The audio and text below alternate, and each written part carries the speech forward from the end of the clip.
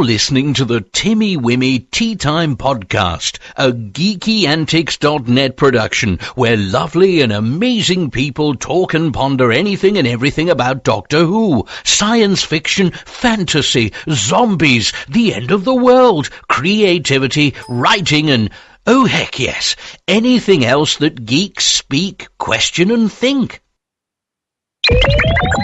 Timey-Wimey Tea Time.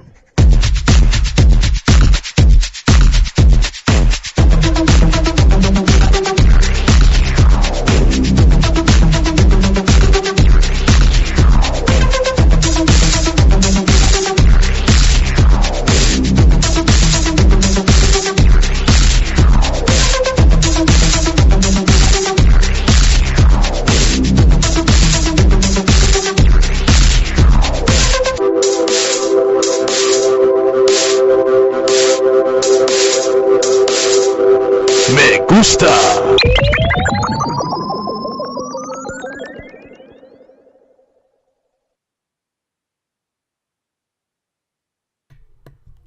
And we are back from the wormhole that is the mid-show intermission. We kept it short this time. Only one song for the musical break. Yeah. We want to keep going with the momentum because we got more Doctor Who to talk about. See, even after the season's over, there's still plenty of Who to enjoy. So let's talk about Spearhead from Space. And I have to say that I was happy to hear Stan's unrestrained approval. Unrestrained. We love that word, restrained. There's history there if you go back a few episodes. Restrain yourself. I love that, man. Oh, that's great. We're not making fun of you guys. If you're listening, we love you. It was great. It was a great moment. But that's gonna be our thing now, a recurring joke. Is that mean to have a joke at someone's expense? It's just the wording. It's the words. We're poking fun at the words. There we go. What was it in Spanish? Yeah. And then I translated it, basically, translated to restrain yourself at the end. It's great.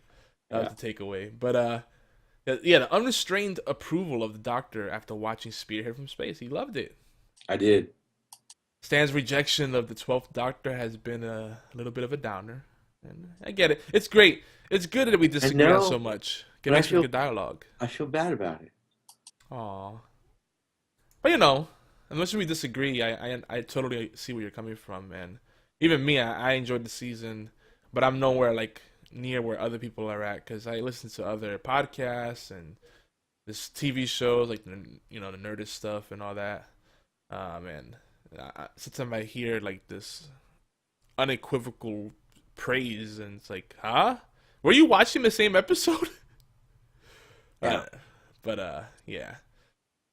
Regardless of the problems of the 12th Doctor's moral, his moral his moral might be in question too, but his moral and emotional character, I still enjoy Doctor Who. Stan, however, has been struggling with it, and I feel bad for him because Series 8 and TWTT had become unhappy homework for Stan. Was it really that bad?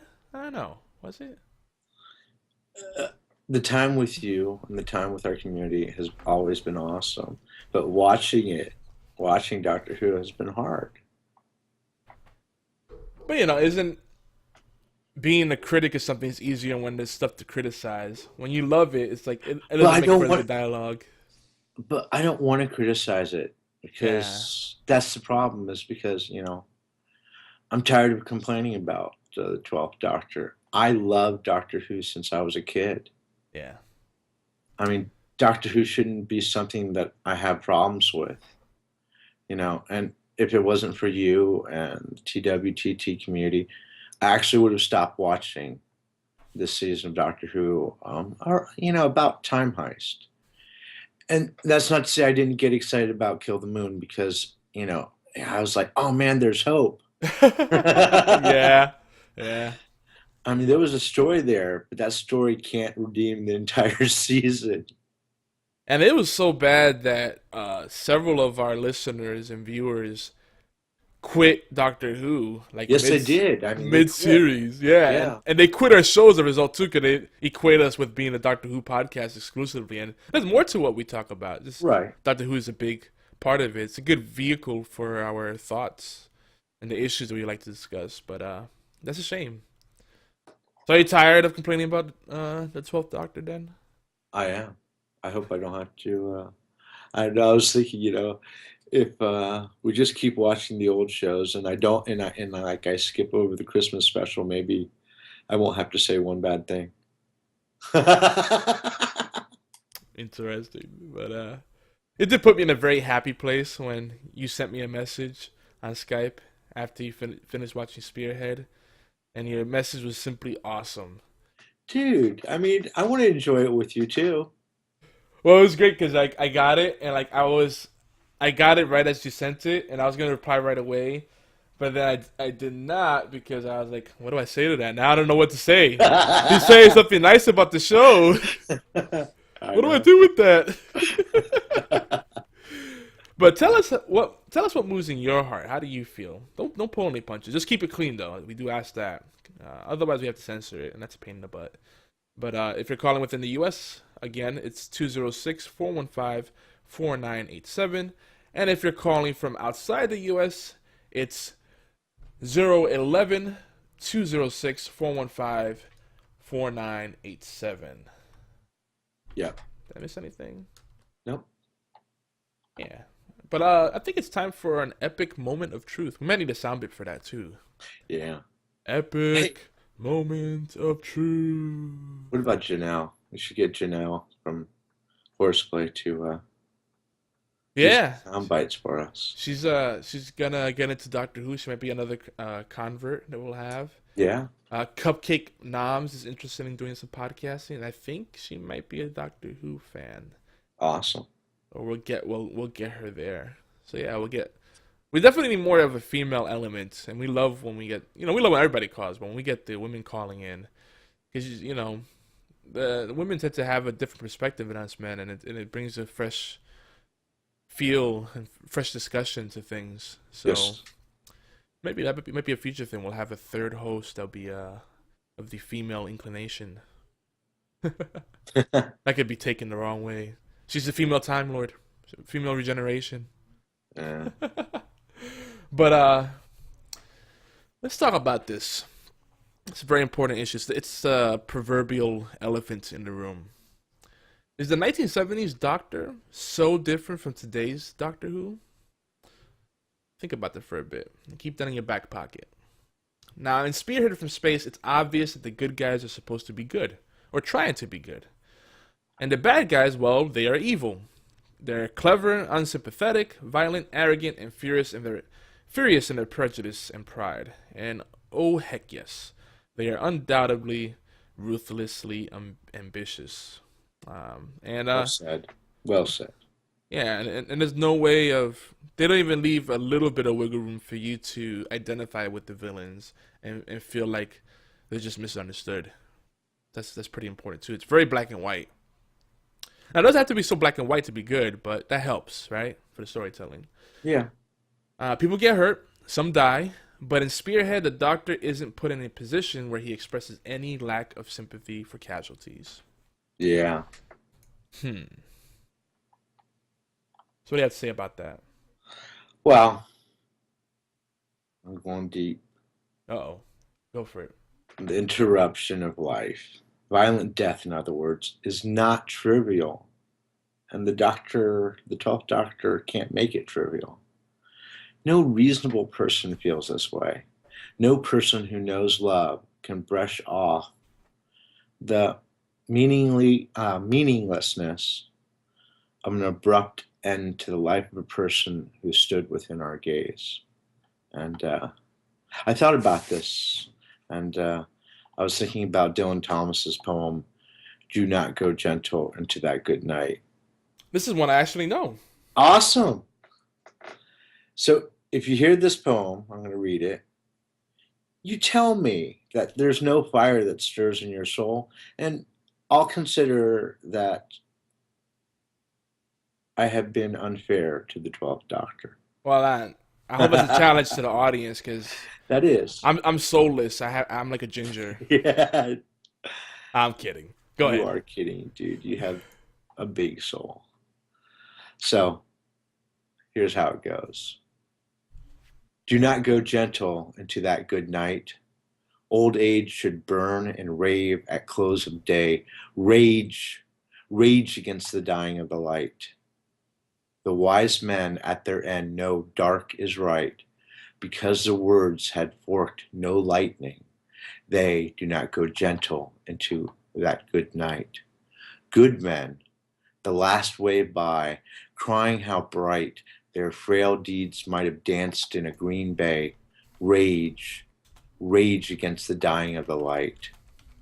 Wild men who caught and sang the sun in flight and learned too late they grieved it on its way. Do not go gentle into that good night.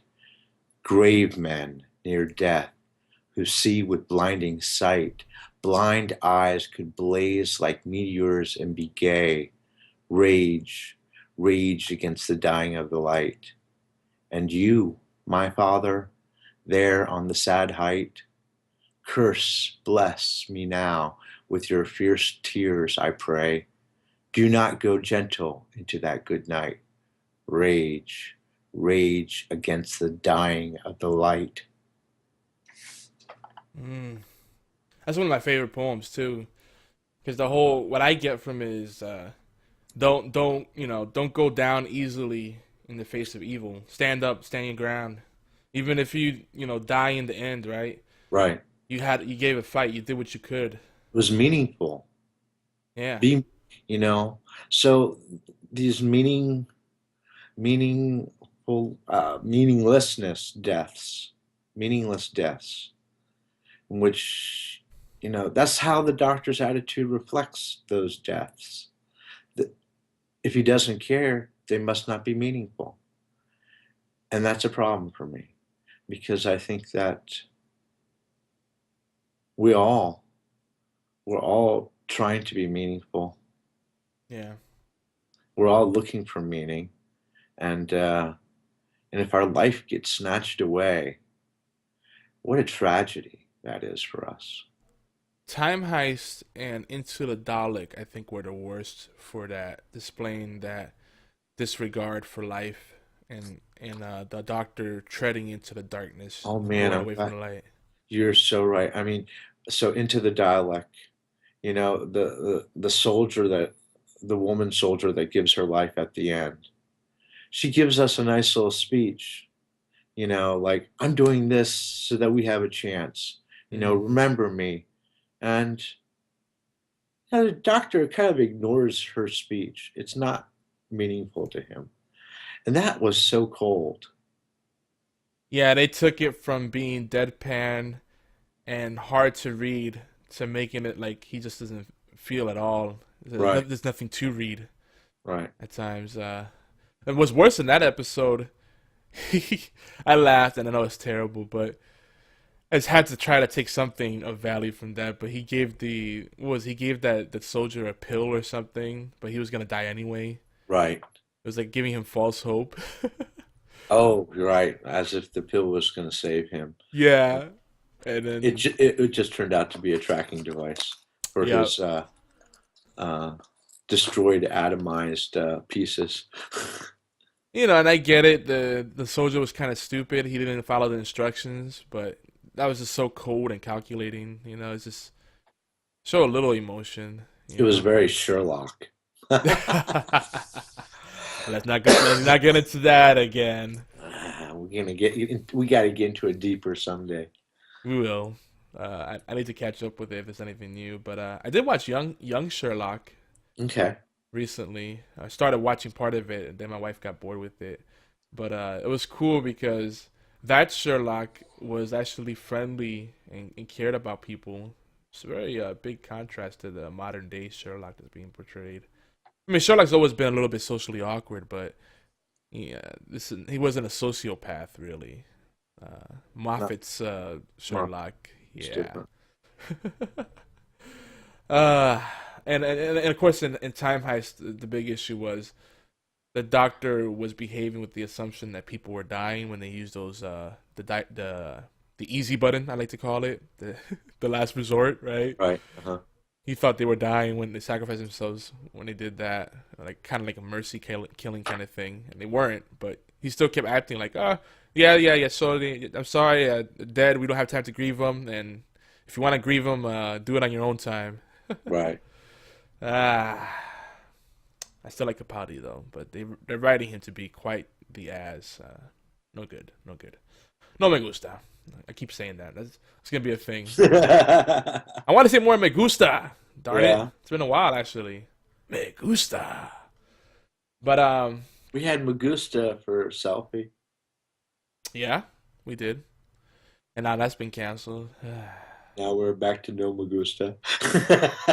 It's no wonder that I avoid TV as much as possible, because it's like when you finally find something that's worth getting into, they either destroy its essence or they just kill it altogether. It's like whatever. So anyway, let's get to our big stuff, little stuff. We got, if you're new to the show, we usually have 3 big items and then 3 little items. So the big stuff is some Doctor Who podcast talk. I'm gonna make it quick. You're quicker the than usual. expert, man, on the podcast. Well, you've listened to a few of them together when we had our little bromance weekend. That's true. I did. There was a few you listened to. But you follow them faithfully. I try. No. I skip around a lot, but yeah, I try to retweet their stuff and respond to them here and there. Leave comments. Reviews on iTunes, that's the hard part, because iTunes does not make that easy. If it was easier, and I get it. I get why people don't leave us reviews. And Right. We want you to, but it does take some time. It takes some effort. There's a lot of friction there. But yeah, we'll talk about Doctor Who podcast. We'll revisit Series 8 a little further. Some things there that are worth talking about. We'll talk probably The Walking Dead, I think. Then little stuff, we'll review the major Series 8 themes. Some of the recurring themes as well. Collectively, perhaps, throughout the series. We'll talk about a future Who flashbacks, some older Doctor Who stuff that is canon that we're going to get into. And then we'll segue into the Doctor Who expanded universe. Some of the things we're pondering there. Fan fiction and audiobooks and comics and stuff and things of the like. Podcast drama. Yes. Theater. Podcast theater. Do they have a... I'm trying to think if there's a Doctor Who fan fiction podcast drama, radio drama type thing. That'd be neat. I might have to make that a thing. Yeah. Bring Amy Pond back. So our first big stuff. I know that doesn't really make sense, but we're gonna make it work. Doctor Who podcast. We want to give some love to a few of our favorite Doctor Who podcasts. The Doctor of the Dead, I believe his name is Dr. Andrew Blumberg, or Blumberg actually, has a show called Who's Talking. It's really cool. His partner, I forget his name, I think his name is Matt, has a great voice too. He has a very good radio voice, and I think he's been involved with some of the Big Finish audiobooks. I think he wrote some of the scripts. Nice. And Andrew kind of approaches Doctor Who and The Walking Dead on the respective shows, Who's Talking and Doctor of the Dead, from a kind of academic view perspective. But he's also a big fan. You can tell he really loves the communities and stuff. And very responsive guy, guy that's very open to collaborating. So we might get them both on the show in the future. That'd be fun. That would be nice. Yeah. Yeah, we get some roundtable discussions going. What's interesting though is that if you listen to their Series 8 discussions, they are like on a complete opposite end of the spectrum. I mean, they criticize some certain aspects, but they were fans of every episode except episode 10, was it? Into the Forest of the Night. And the only reason they didn't like it is because they said the feel of it, the look and feel of it was completely different, and you could tell that it was a different director, different writer, brand new people, like 2 brand new people handling the episode, and it just felt out of place. I could get with that, I guess. I haven't seen that episode still. I need to go back. You still haven't seen it? No. So we'll reserve the comments on that. But yeah, of TWTT that I did by myself. I missed you, man. Ah, man, I missed you too. I think a lot of people skip that episode too. It's like, no, Stan, whatever. Ah, I can't believe that. Very few people could do a solo podcast. I winged You it pretty can. well, but You can do it, dude. yeah, but the dialogue was good, and It helps. It helps. we complement each other well because we each catch things that the others not, and then we could discuss those things, and it's fun. True. Yeah. But I like hanging with you, man. yeah, definitely, and I like and we love hanging with everybody that's with us live, Yes. and even after the fact, we keep the conversation going. It's great, it's not just a Saturday thing. It's a daily experience talking about geeky stuff. But another podcast we enjoy is the Casterberus Podcast with a K. They're great folks, and one of the guys on that show has made a lot of the props, if I'm not mistaken, on Doctor Who. So that's I pretty didn't know cool. that. Yeah. Yeah. So they have some inside looks sometimes. They have connections with the BBC as well. Finally, if you like live commentary, if you like instant reaction type stuff, a true fan cast experience, check out the Who Commentary podcast. It's one of many, but they do the live reactions, and they're usually very quick episodes. Actually, relatively speaking, they're very quick because they are usually like 45 minutes, but about the length of an episode of Doctor Who. So it's a pretty nice treat. Check it out. And if you leave them some comments or call in on those shows, make sure you do that with us first. I'm just kidding, but let them know that we sent you. Yeah. Stan and Yomar from TWTT. But next item here, let's revisit Series 8 a little more. Kind of go over the things that we had to rush through because of time constraints. But the first things first about Series 8, Doctor Who. Let's talk about, I think we should choose our favorite and our least favorite episode. Stan, I'm going to put you on the spot first. All right. What do you want to know? My favorite or my least favorite or both? Both. Off the top of your head. Like, you can change it later, but right off the top of your head. Kill the Moon is my favorite because the solution doesn't have to be killing. Okay. My least favorite? Oh, wow. I don't know. There's so many. I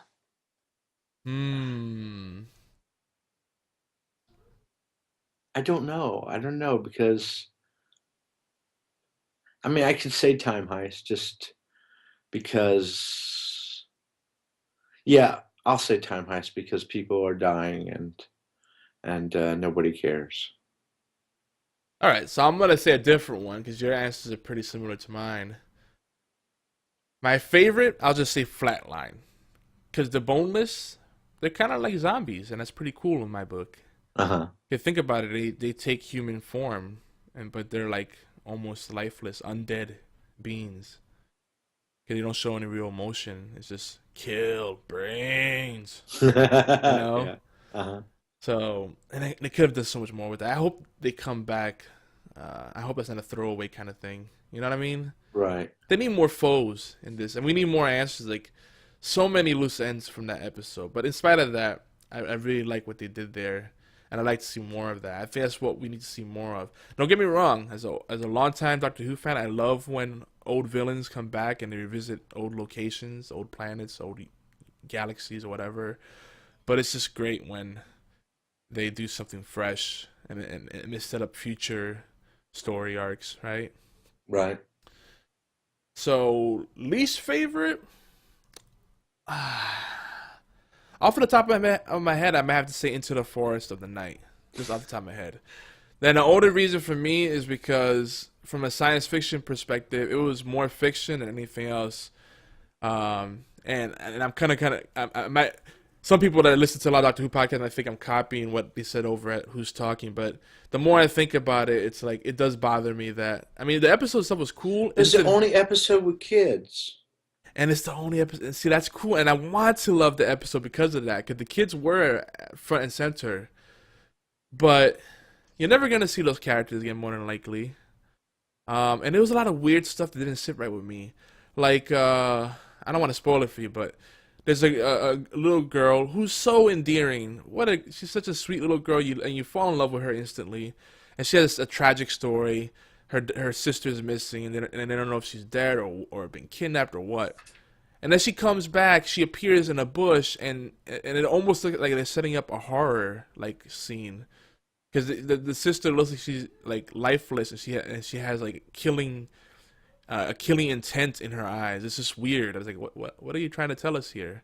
And they don't really tell you where she was. Like, is she some other kind of being and the sister never knew it, or was she brought back to life? I don't want to spoil too much for you, Stan, but All right. the other thing too is, I mean, like the title kind of tells you, Into the Forest of the Night. It kind of tells you that there's gonna be a forest involved. Well, there's this aspect in there where it's like, what, was everybody sleeping when this stuff went down and no one noticed it? Like, you'll see, Stan. Okay. You'll see. But my answer might change. But now that that's fresher in my mind, right now that's like my least favorite. Because I could say Robot of Sherwood, but I feel like that added a lot to what they were trying to do with Series 8. Mm-hmm. Like I can't say it's a filler episode. And I don't know if I can say any episode was filler, but it felt like it added something. Did I miss something in Robots of Sherwood? Because I don't remember the reveal that Robin was a robot. He wasn't. They're trying to lead you to believe that. But I think in the original script, he was a robot. Yeah. And so them trying to edit out some scenes kind of messes up the script. I think what they decided to end up doing with that is to I think they wanted to illustrate, and this is what I like about it. I might be reading too into it, but I like that they were trying to illustrate that a doctor has lost faith.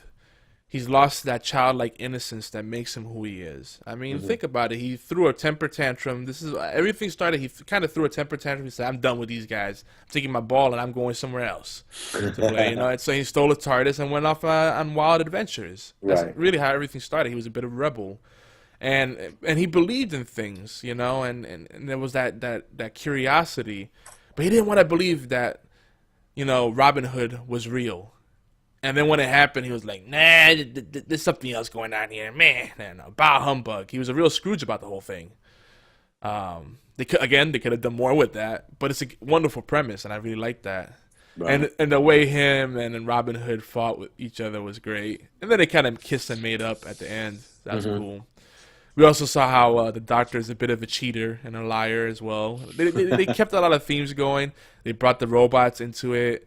They talked about the Promised Land. I mean, just tied in well into all the recurring themes, all the major themes of the season, of the series. So, again, off the top of my head, I'd have to say Into the Forest of the Night was the worst, episode 10. Maybe the Mummy on the Orient Express, because they could have done more with Gus. They could have tied it in better to the overall story arc. I love the set pieces, though. It had that very Bioshock steampunk. That was beautiful. Yeah, it was like a steampunk kind of thing they had going on, But again, it's like they have these wonderful things that they create, these wonderful worlds, these wonderful sets, and then they just kind of let them go to waste. I don't know.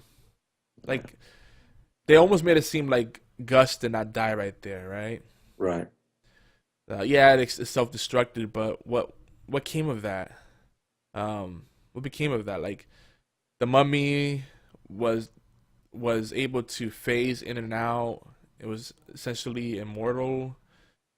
Was that supposed to tie into what happened in the season finale?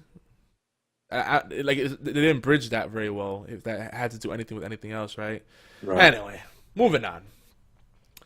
So let's talk about what we've been seeing on Walking Dead. Yeah. Season 5. And I'm always excited about what's on Walking Dead. King Ison in the chat says Batman made the poem by Dylan Thomas. But by the way, are you a Doctor Who fan? or The Walking Dead. Let us know if you're new to the show. He's like, serious speechiness going on. Oh yeah, that's how we roll here on TWTT. Oh yeah. But so The Walking Dead. I'm gonna just share some of the highlights that stood out for me. One of the biggest ones on every fan's mind is the awkward van dive, because apparently, vans or vehicles are like cats; they always land on their feet. That was a little weird. Very bad film editing there too. Carol. How did they survive that? Yeah. Let's not even get into that part. I mean, okay, Carol was injured a little bit, but they should have been unconscious for a couple hours. Yeah, they just got up and dusted themselves out. That's great. No whiplash or anything. Exactly. And that van apparently has the best ever suspension and shock system in there.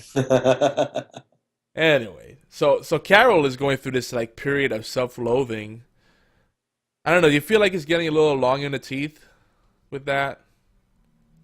What do you mean? She's kind of like going through this thing where like now she feels like she doesn't belong in the group, and she hates what she's done or maybe what she's become, and she's kind of moping around, going through kind of the same kind of funk that Rick did before, Well, she's struggling. She's struggling between, being a cold-hearted survivor and, a human being that has feelings. So I appreciate the struggle, because if there's no struggle, then there's just, we wonder if you're always loving and feely and save the earth kind of thing, then we're like, okay, come on, deal with some realities.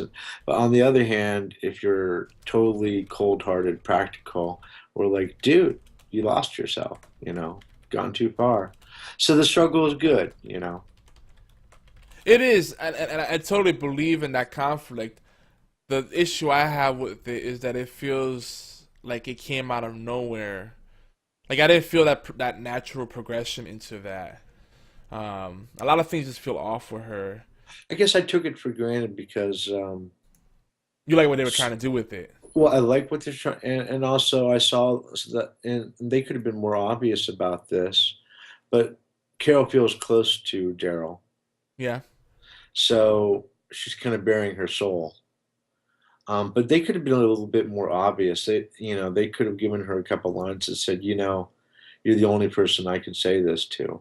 If she said a couple things like that, it would have made sense. Yeah, and they're kind of dancing around whatever those feelings are. Like, is this sexual or is it platonic? I don't know. Is this going on there? I don't know. Yeah. I almost kind of want to believe that she's got the hots for him and might be a little MILF action going on there. Let me stop. I'm being bad. We haven't even gotten to the post show. Hey, that was already NS. That was clean. Maybe not very family friendly, but I love Carol. There's just a lot of silliness points. Like, she's a commando. She doesn't miss her shots. She doesn't miss. She's an explosive expert. There's some funny stuff going on there. I don't know if it feels rushed, because if you think about it too, like the time from when she got banished from the prison for what she did, and then finally reconnected with the group at Terminus. How much time actually passed there? It feels like only like 2 or 3 months at most. Mm-hmm. So I feel like there's like a gap somewhere in there. I don't know. Might just be me. But another big thing is that Abraham is losing it. Like, he's just, I don't know. He might be a time bomb, a ticking time bomb for these guys here, because he keeps getting these flashbacks. And one of the things that stood out for me is that his wife and kids leave him, but it doesn't feel like the reason that they present to us as the audience are compelling enough for them to leave. they seem to allude to the fact that maybe he was a violent person, and that was just the final straw. Because yeah, all right, he got all violent to protect his family, but they were like looking at him with like terror, like how dare you protect us? Well, No. maybe he did something. Well, obviously, he must have done something horrifying, Yeah, and they were afraid of him. yeah, and we didn't get to see what that was. So I So hope they revisit that. they will. They've got to. Yeah, We got to know why his family was afraid of him. And who knows? I mean, maybe maybe he did something they didn't understand, which is, in the typical zombie situation. And now I'm just guessing, but maybe he killed someone they loved. In terms of maybe they were a zombie and they didn't understand, and his family didn't really understand the zombie thing. And maybe he killed someone they loved that was a zombie. that'd be a cool thing to do. Like you're suggesting that maybe this was the early onset of the zombie apocalypse. Right, right, right. Hmm. And yeah, and in that time, there's still probably a bunch of people floating around thinking that these zombies maintain some of their humanity. That'd Yeah, be interesting. I mean, just like Virgil, Virgil kept the zombies in the barn, Yeah. hoping that Herschel. Herschel, I'm sorry, I think Virgil. Who's Virgil? Virgil, yeah, Herschel kept people in the barn. Yeah. Yeah. And he went through a nice evolution. I liked his character a lot. Yeah, Poor Herschel. But we're gonna see what's gonna happen there, because I mean, we talked about this last week. The way he just walloped Eugene and that face plant, you just heard the thump. Oh, that good, was awesome. it was crazy. So what will become of Eugene now? Does he serve his purpose? Because he's a pretty smart guy, but I would kind of think that could he die from that I damage? mean, Eugene is obviously somehow something of a genius. Yeah, So he's useful. or an idiot savant, maybe. Idiot savant could be. But he's pretty, yeah, but he's pretty focused on his own survival, so that's not so idiot. But maybe he's coming around because he's bonding with Tara. Right. Oh, I'm sorry. It's not Tara. It's Tara. Sure. And that the actress who portrays her, Alana, is pretty cool. She seems to be a lot like her character, like sarcastic and kind of like quick-witted. But yeah, can you believe we're almost about to go on break with the show? What is it? 2 episodes left? Yeah. It kind of snuck up What on will us. we talk about? Well, we have the old Doctor Who, of course. Yeah. It'll give us time to catch up, maybe tweak the format, Maybe we can catch up with some old Walking Dead too. go back a little bit. Yeah. Uh-huh. Yeah, yeah. I like to go back to the older Doctor Who though. Like Uh-huh. I just started. I'm rewatching the Three Doctors, and I'm really enjoying it. And again, it feels like you're watching it for the first time. Right.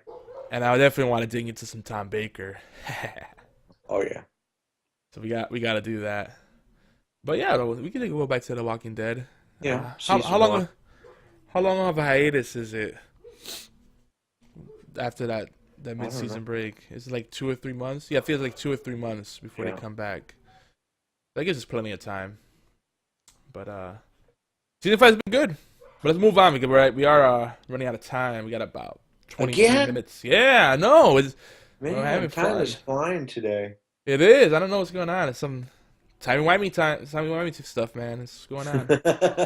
But so major Series 8 themes for Doctor Who. We're just gonna go through this real quick and just to get the brain juices going, and of course we'll revisit them. So, lying was a huge thing. Yeah. The notion of goodness, and by extension, what a hero really is. Does it have anything to do with goodness? As far as the Doctor's concerned, no. Is that his final answer? Well, I don't know. The thin line between good and evil, that goes into that too. And the Master / Missy kind of brought that back into focus. Zombies, the robot / zombie apocalypse, that was in there. Yes. Soldiers, let's not forget that. Right. And in the end, we saw that the Master did end up raising his own army, but they could have done a little bit more with the whole soldier theme, I think. Yeah. They sprinkle it in there a lot. Family, the importance of family, and having emotional attachments. I think that was something that was very much implied. Not as overt though as some of these other things they try to push. You know, um, and the Doctor continues to seek out Gallifrey. That's where the series really ended off on. And I know the Missy said, she knew where Gallifrey was, Right. and whispered in his ear, and he got his hopes up. Went to the coordinates, and nothing was there. And he was Or no, hold on. You're jumping to assumptions here. There, okay. I think he went to the coordinates and he didn't, and he was very unhappy about what he found. Well, didn't they show like an empty space? It looked like an empty space to me. We might have to rewatch that. Or it was dark, It was dark. which So, means no light. hmm. But So, if the master found Gallifrey, what if he did the same thing? destroyed them. Turned them into an army. I would think that the Master, even though the Master as Missy, is like super crazy and almost whimsical, and I actually quite enjoyed that. I want to see more Missy, to be honest. And the Mary Poppins thing just cracked me up. But I think even as crazy as he is, as far gone as he is, I don't think he'd kill the Time Lords or make them into mindless zombies. He doesn't like humans because he thinks, again, he thinks they're inferior beings. But I don't think the Time Lord's a fair game. Because if that was the case, he would have killed the Doctor a long time ago. Don't you think? Well, they were buddies, so Yeah, they grew up together. They used to play together. yeah, but on the other hand, he does have the master as a beef with Gallifrey because they're the ones that made him insane. Yeah, for staring into the vortex. Well, they not just for staring into the vortex, but for planting the homing signal, which is the drums. Oh, That's what the yeah. drums are. The They beat of the planted drums. that into his brain, and it drove him crazy. Yeah. I don't know. And another fun thing there, I wonder, like, what do young Time Lords do? Or what do Time Lords do for fun? Could it be possible that, like, Time Lords do really weird things, like playing with the fates of other species that they consider inferior? And again, I want to get deeper into that, but then we have to talk about the Three Doctors because it sets up some stuff that's pretty Okay. important, pretty integral there. Coming next week. Yeah. But another big takeaway, another theme that they kind of sprinkled in. They didn't mention it as much as they could have. I think they mentioned it once or twice and then they left it alone. Kind of a shame. But the Doctor revealed that the future is not absolute. He did this and killed the moon. And I think he also did it when Clara wanted the Doctor to save Danny. Or at least he should have. That would have been a good opportunity to do that. The future's not absolute. That's kind of bad too, because if he says that, it's like it sets up a bad writer's habit of retcon, of kind of Changing canon. yeah. So that could set a bad precedence there, but I think it was still a cool notion. It could a cool reveal they could have done more with. I keep saying that, but that's kind of been the recurring theme. Is like they could have done more with that. They could have taken that further. It's very shallow. Anyway. So let's talk about some Doctor Who flashbacks that we're gonna do. We keep talking about the Paul McGann movie. We gotta do that. Yeah. Of course, with the 50th anniversary collection that's now on Amazon Prime, we could go back to season 1 with William Hartnell, the Aztec storyline. Oh yeah, they had that one. Yeah. I remember that. Yep. Classic. It is. Of course, we talked about Series 7, which was John Pertwee, spearhead from space. Season 10, which is the Three Doctors, if I'm not mistaken. And Season 12, which I believe is the premiere of Tom Baker. Oh. Yeah. Could be wrong. But in this, there's a lot of good nuggets we could talk about, like the origins of the Cybermen, the first appearance of UNIT, which I think was in 1968, maybe. Yeah, Doctor Who started in 1963. Crazy. Doesn't feel like it's been that long. Of course, the first appearance of the Daleks. We could get into the whole Skaro, 1,000-year war. Yeah. That'd be crazy. Things that really set up a lot of what we still see today.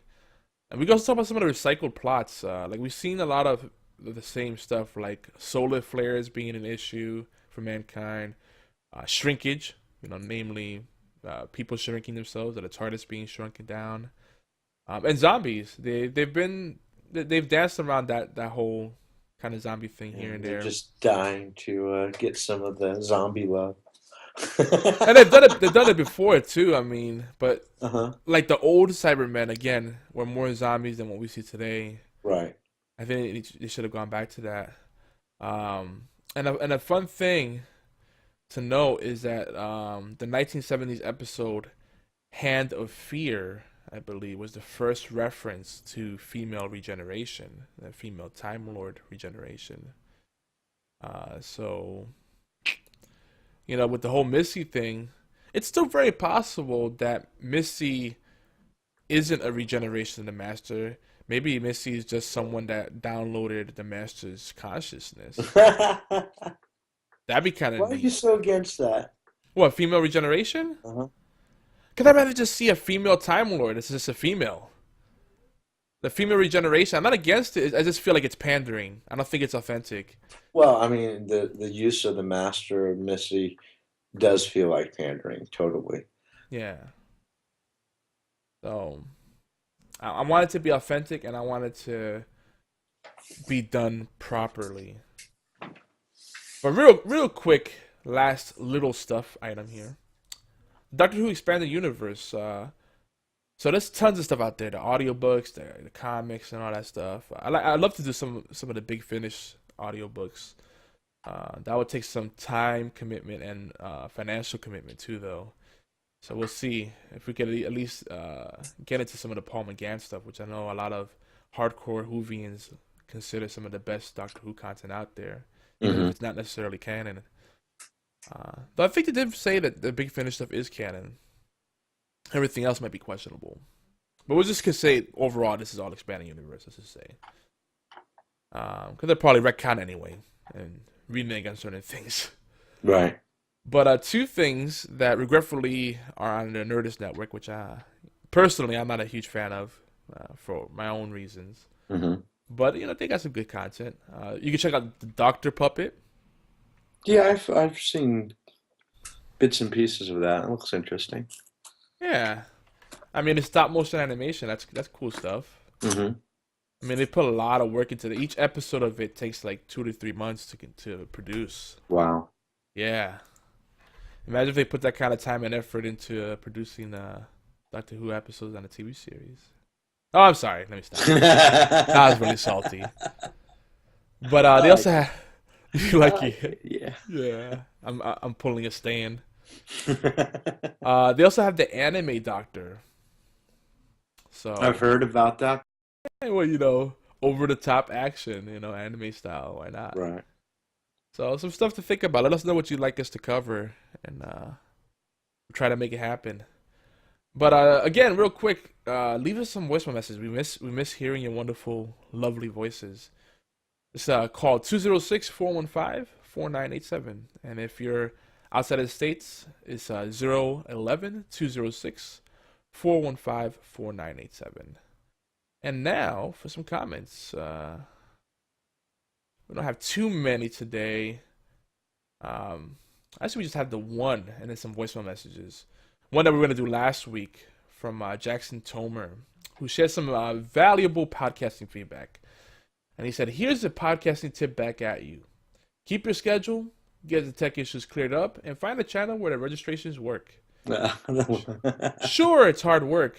Your content is first class, but it's our time too. You didn't seem to appreciate that factor when you talked about podcasting. Now he's referring to, I believe, my vlog, my personal vlog, where I shared my usual stream of consciousness thoughts on things. So I want to thank you, Jackson, for very epic, thoughtful comments. And I believe we addressed this feedback already. But I want to clarify some things, because I don't want there to be some like bad air, some misunderstandings here. But first and foremost, your time and everyone's time is without a doubt appreciated. Totally. And when I do my vlogs, I speak from the heart, and and I really do feel that there's people that would appreciate writers or any creatives' work, any kind of content marketers or content creators' work, if they understood the creative process behind it, and the amount of time that goes into it. 3 hour a book that could take you 3 to 8 hours to read takes over 200 hours to produce on average. Yeah. Or more. I mean, actually, the actual hard number, I think, is the average novel takes 385 hours to create. Wow.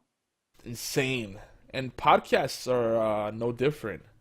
Am I losing you here? I think I might be freezing up. Oh, there we go. My mouse is acting funky. It's being a funky monkey. But go ahead and unplug and replug the USB cable there. So yeah, my feelings, were not in any way meant to represent a lack of appreciation there. So I want to make sure that I'm clear on that.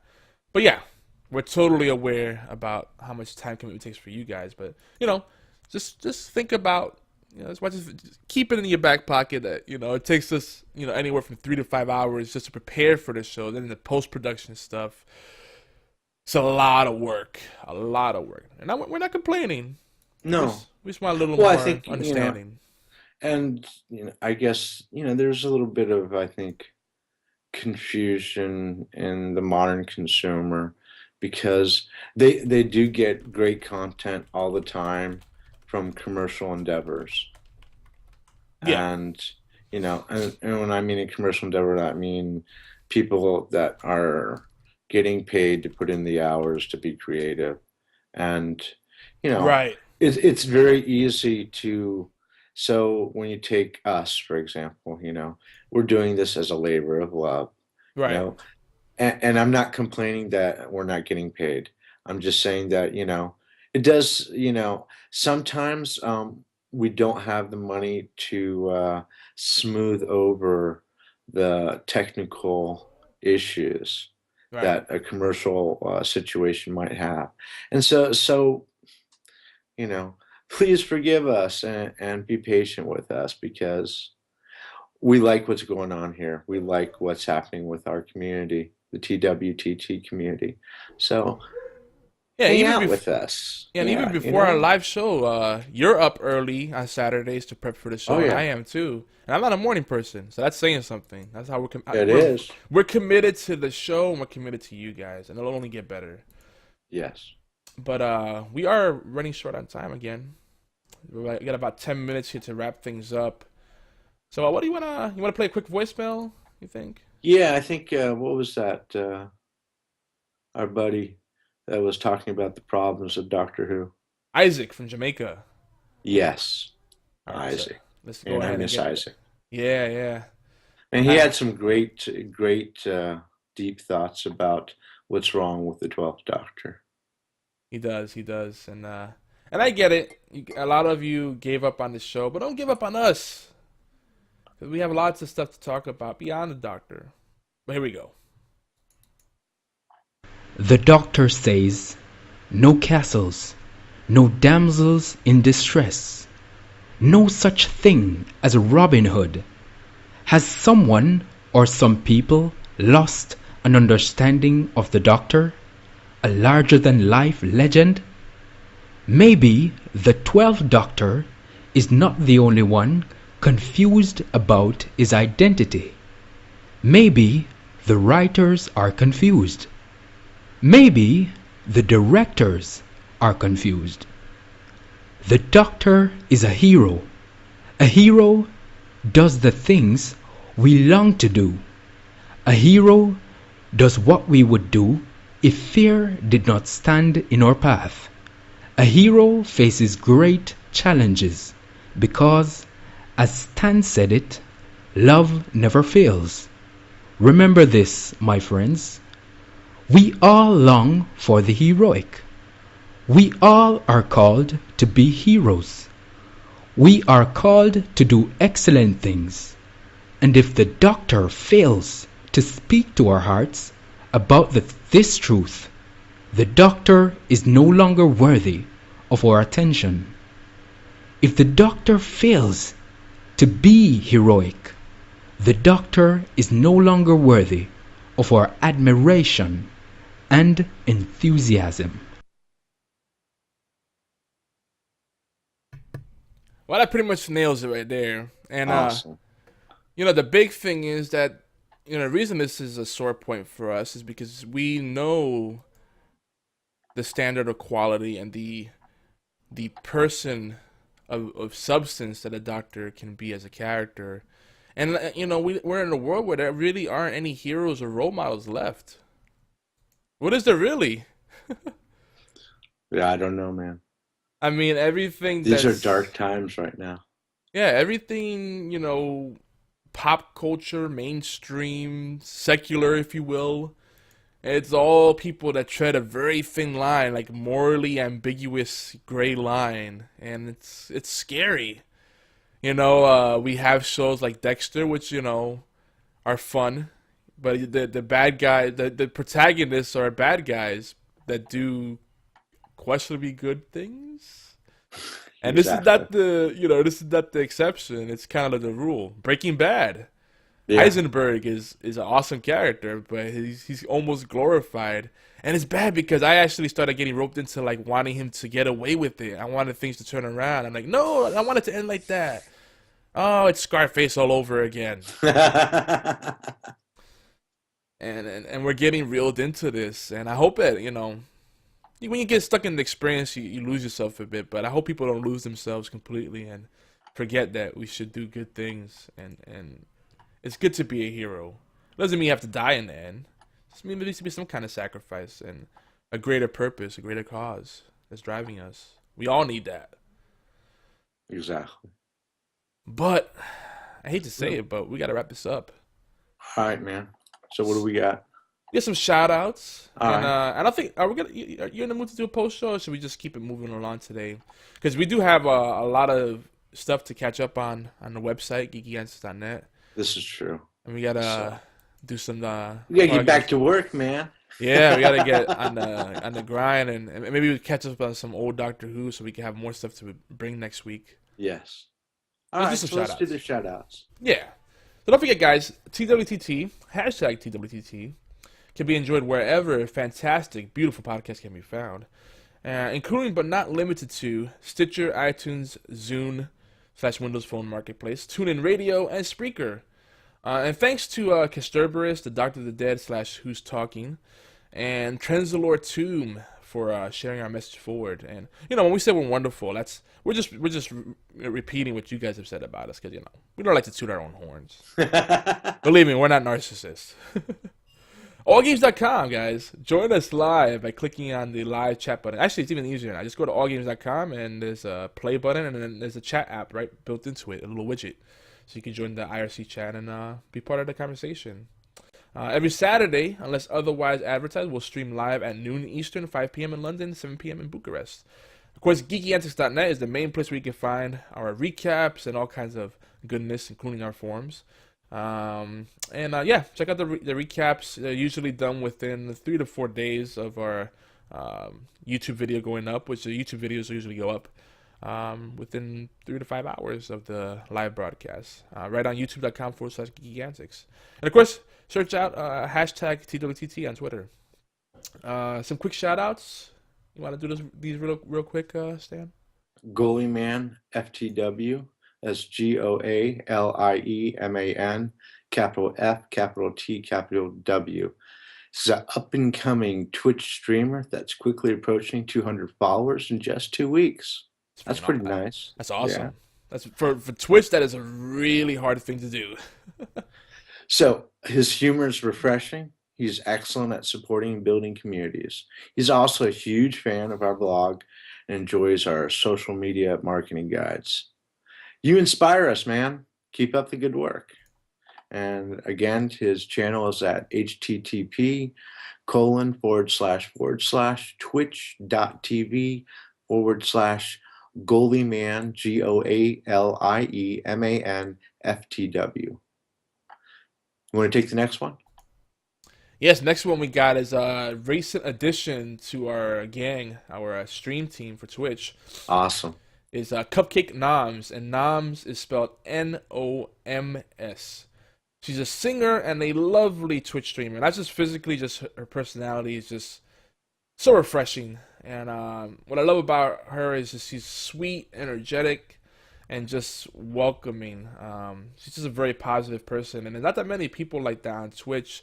Certainly not holistically when you look at social media. There's not enough positive things and good things going on. So, congrats to Cupcake Noms on her recent completion of a 15-hour streaming marathon. I think it's the longest she's ever done. Cool. And we How do you do that? Yeah, Well, you guys. I mean, you guys did. You guys almost did two days, didn't you? we almost did 3 days. 3 days. I Wow. think, yeah, And that was insane. That was a team effort though. We had to do it in shifts, but yeah, Yeah. crazy. I mean, I had a couple of 12 to 18-hour stints in that. Mm-hmm. If I'm not mistaken, yeah. Because for a while there were times when my backup, my shift partner didn't show up, and I'm like, well, I'll keep on streaming then. So yeah, that was fun. But Cupcake, Veronica, keep on being wonderful. We love you. And make sure you guys check out on geekyantics.net. We have our Twitch stream team. We're gonna be adding some bios and photos and making it a lot prettier of a page. But you can see all the links there on the stream team section. Now you, yes you, reach out to us. Let's collaborate. Let's take the Geeky Antics experience deeper. Let's go deeper. Your genius has a home at geekyantics.net. It's a place where people want to know your name if you do amazing things. As always, if you faithfully retweet us on Twitter, of course you got to be on Twitter. Where else can you retweet? Repost us on Facebook, comments on YouTube. Please, we miss you. And or follow us on All Games or Twitch, hopefully both. Let us know, and we'll give you a mighty shout out with big love. Oh yeah. And that's actually it. It's been awesome. Gosh, it keeps feeling like it goes faster and faster. So It does. that means we're still having fun. I think we're having more fun the more we do this. Yeah, we are. We got a bit of a system going. Yeah, I really want to do a post show, but there's so much to do, and I actually have house guests coming over. We gotta take care of them. Yeah, one of the grandkids. I don't want to be rude. Oh. Yeah. Oh yeah, I didn't get to tell you. I'm so rude. Yeah, we have a little baby girl now. Oh. Yeah, we're being overrun by the women's in our family. It's We need some dangerous. pictures on Geeky Antics, dude. I'm personally fine with that, but everyone else is come kind of funny about on. that. Yeah, and I kind of understand it. Some people don't like sharing that kind of stuff on social media because it's like very revealing, And Right. unfortunately, there are creeps out there, There's creepy people out there. There are. This is the world we live in. But on a one-on-one, I will share with you, brother. Awesome. It's just everything's been happening so fast that, gosh, I can't even keep up with it. Like, Time is flying. yeah, stuff going on network, on personal fronts. Yeah. People are approaching us for sponsorships and ad space. So don't That's feel we awesome. sell out, guys. We need to pay the bills. And like you said earlier, people they comment and give feedback on the belief that we're making money, like tons of money with what we're doing to like make a profit. Well, they're just, what I want to say is that I realize a lot of people are used to seeing commercial content. Yeah. And behind commercial content is a lot of money and a lot of people. Yeah. And so we do make mistakes, and sometimes even we get pressed for time. And the thing is, we don't have the money and the people behind us to make the experience seamless, but we're trying. I'd say people have told us that we are first class, that we are like up there with the big players that have those kind of budgets. We don't. Right. We're very much a grassroots experience, and bootstrapping is a tough thing. You're paying It out is. of pocket, and it's not an excuse.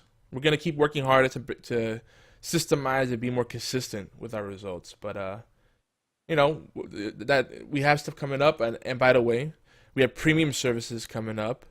Our main players, our core team at the Geeky Antics Network, Stan, myself, and Andy, we're going to be offering our services in the area of marketing, copywriting, creative writing, social media strategy, life coaching.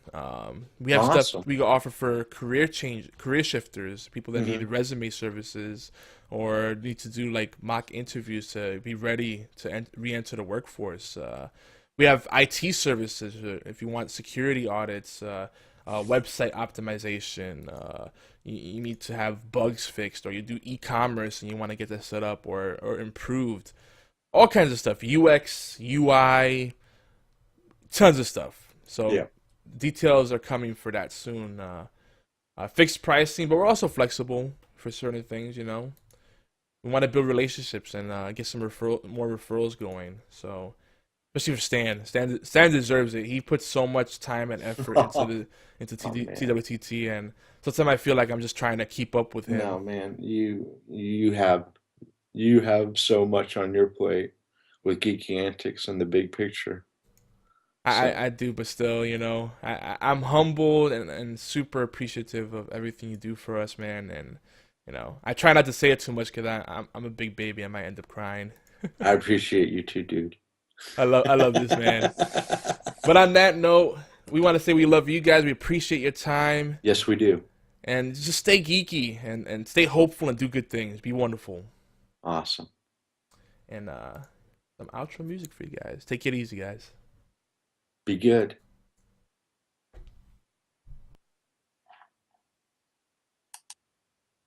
We thank you. Yomar and Stan, thank you. We thank you for every crumb, biscuit and cake you bring to the table. Because Doctor Who belongs to all of us. What you bring to the Timey-Wimey tea time in your live chat participation, comments, likes, shares, tweets and voicemail, all of it means the world to us. Love, true love never fails. Do you like it?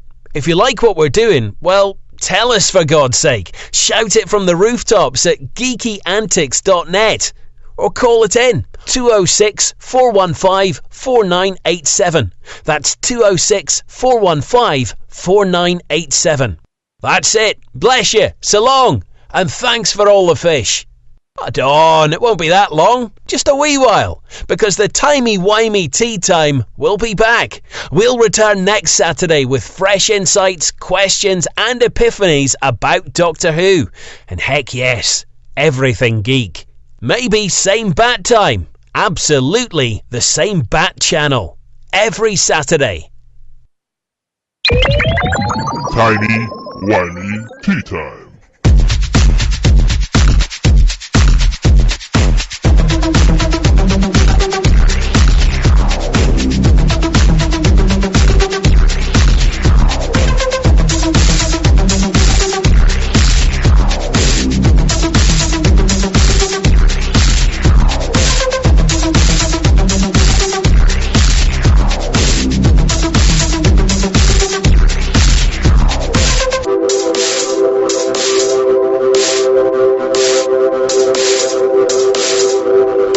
Gusta.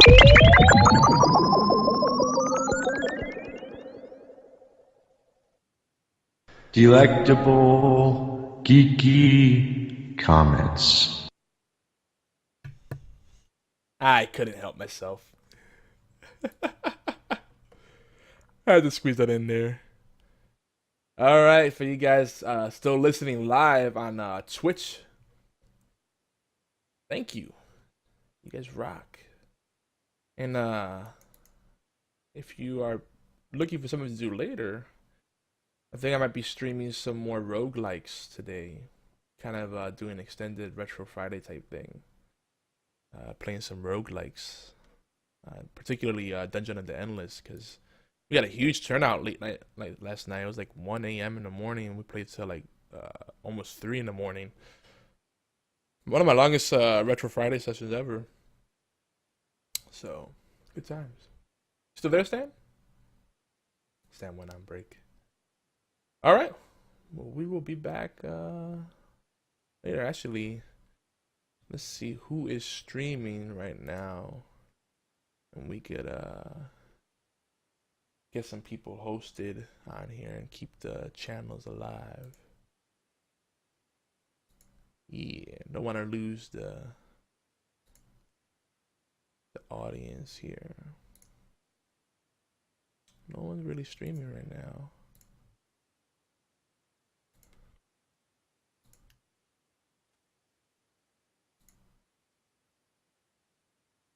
Well, let's see.